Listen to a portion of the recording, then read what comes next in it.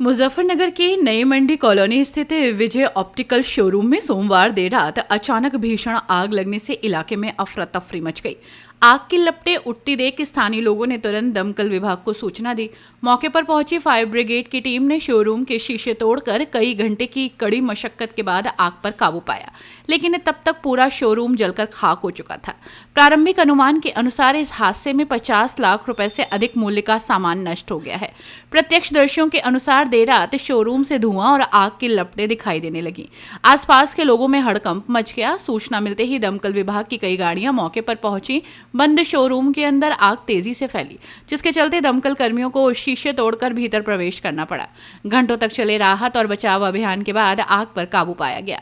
आग की चपेट में आने से शोरूम में रखा महंगा फर्नीचर, ब्रांडेड चश्मों का बड़ा स्टॉक, इलेक्ट्रॉनिक उपकरण, मशीनें और अन्य सामान पूरी तरह से जल गया। आग इतनी भीषण थी कि अंदर रखा सामान राख में तब्दील हो गया। शोरूम संचालक अजय ने बताया कि उन्हें देर रात फोन पर सूचना मिली कि उनकी दुकान में आग लग गई है। जब वो मौके पर पहुंचे तो आग काफी हद तक बुझाई जा चुकी थी, लेकिन शोरूम पूरी तरह बर्बाद हो चुका था। उन्होंने बताया कि शोरूम की नियमित विद्युत आपूर्ति रात में बंद कर दी जाती है और कटआउट भी निकाल दिए जाते हैं।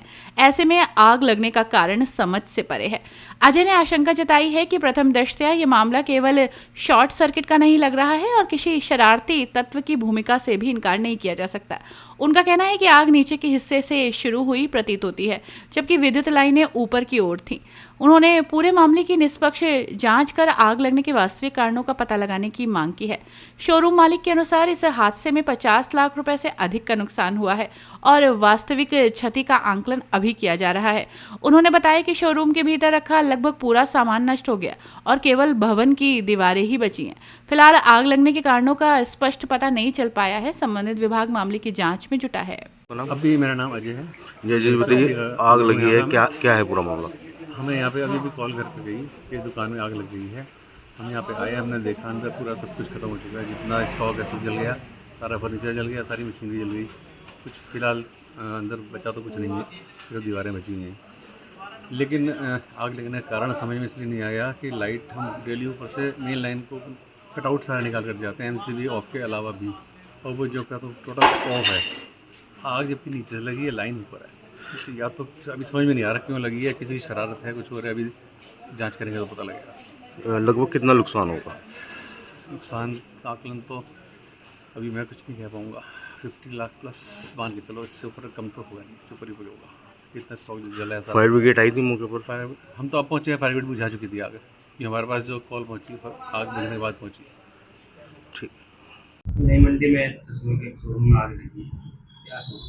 हाँ, एक व्यक्ति द्वारा सूचना दिया गया था कि नई मंडी में विजय लक्ष्मी शोरूम में एक आग लगी हुई है। तुरंत यहाँ पर तुरंत कार्रवाई करते हुए फिर साहब 3 गाड़ी लेकर मौके पहुँचे, स्वयं मैं भी पहुँचा।